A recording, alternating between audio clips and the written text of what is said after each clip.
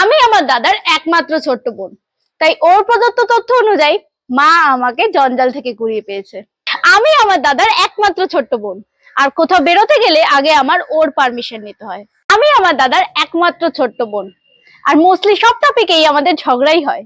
হ্যাঁ, আমি আমার দাদার একমাত্র ছোট্ট বোন, তাই ওর জামা আমারই জামা, হি হি।